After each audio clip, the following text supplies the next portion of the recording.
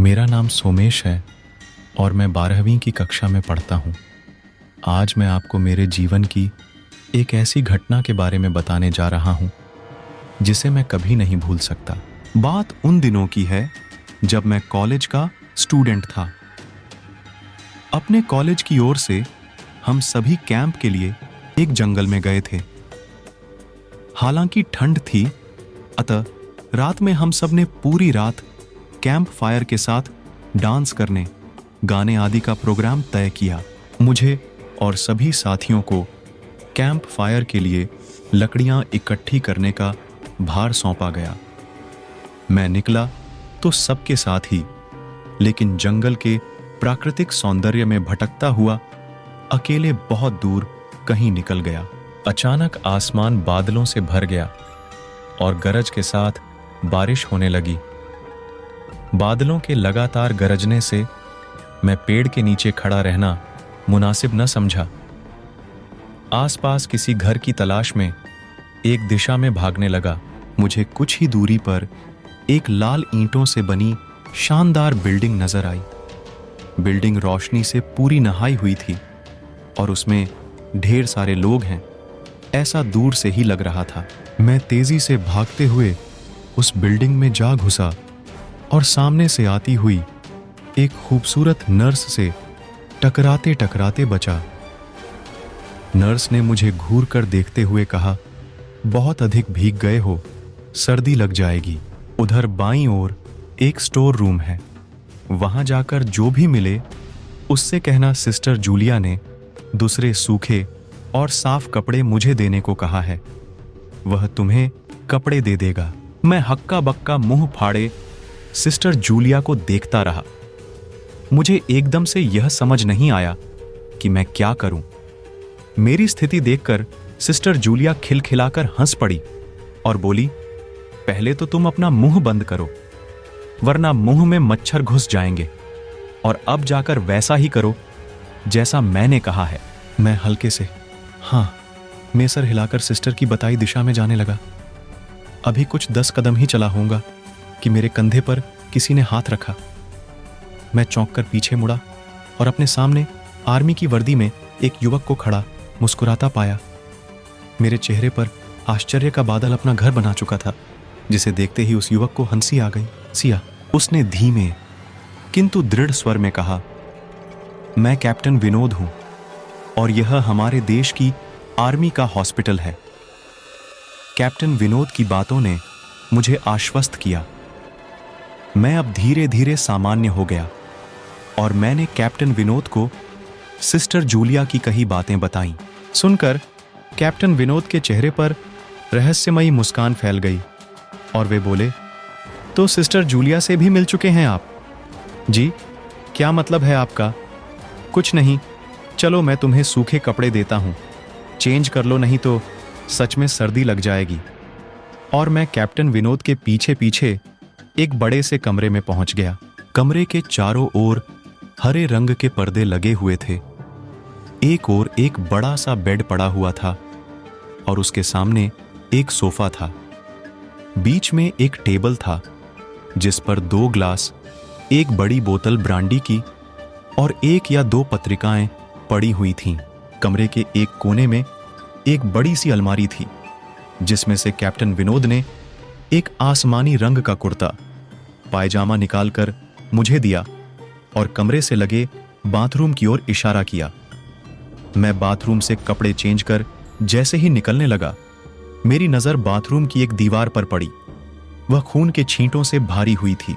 यह देखकर मैं घबरा गया और जल्दी से बाहर निकलने को मुड़ा कि बाथरूम में लगे आईने में खुद को ही देखकर चौंक गया।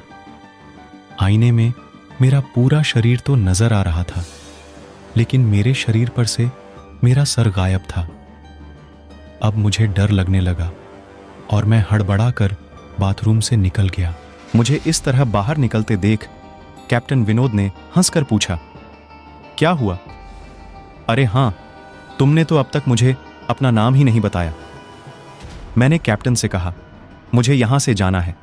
तो कैप्टन ने कहा, कहां जाओगे? बाहर बहुत तेज बारिश हो रही है। लेकिन तुम जाना क्यों चाहते हो? मैं समझ नहीं पा रहा हूं। कैप्टन विनोद, आपकी बाथरूम की एक दीवार पूरी खून के छींटों से भरी हुई है और आपके बाथरूम में लगा आईना भी कुछ अजीब सा है। उसमें मुझे मेरा पूरा शरीर तो दिखाई दिया, लेकिन मेरा सर ही गायब था। मैं अब बिल्कुल भी नहीं रुकूंगा यहां, बारिश में ही भीगता हुआ अपने कैंप तक जाऊंगा। कहते हुए मैं कमरे से बाहर जाने वाले दरवाजे की ओर बढ़ा। रुको! तभी कैप्टन विनोद की कड़कती आवाज गूंजी। तो तुमने सब कुछ देख ही लिया? जी, क्या मतलब है आपका? मेरी आवाज में डर भर गया था। मतलब चाहे जो हो, तुम तब तक यहां से नहीं जा सकते जब तक मैं तुम्हें कुछ बता ना दूं। क्या बताना चाहते हैं आप?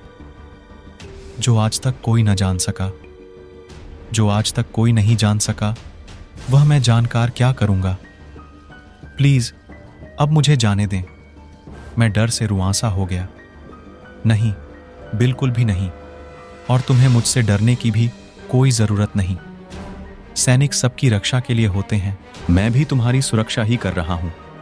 कैप्टन विनोद के स्वर में कोमलता थी। आओ, मेरे साथ इस सोफे पर बैठ जाओ। मैं तुम्हें एक कहानी सुनाता हूं। कहानी खत्म होते ही मैं तुम्हें तुम्हारे कैंप तक जीप से छोड़ आऊंगा। वैसे भी तुम अपने साथियों से काफी आगे निकल आए हो। वहां तक तुम अब चलते हुए शायद पहुंच ना पाओ। कैप्टन विनोद के स्वर में जाने कैसी आश्वस्ति थी। मैं जाकर उनके बगल में बैठ गया। कैप्टन विनोद ने कहना शुरू किया, दुश्मनों ने धोखे से हमारे अस्पताल को अपना निशाना बनाया। दुश्मन देश के 2 सैनिक हमारे सैनिक के वेश में एक हमारे ही घायल सैनिक को लेकर आए। वह घायल था और हमारे देश की सेना ने उसे बहुत ढूंढा, लेकिन नहीं मिला था। शायद साजिश के तहत उसे घायल होते ही घुसपैठियों ने कहीं छुपा दिया था।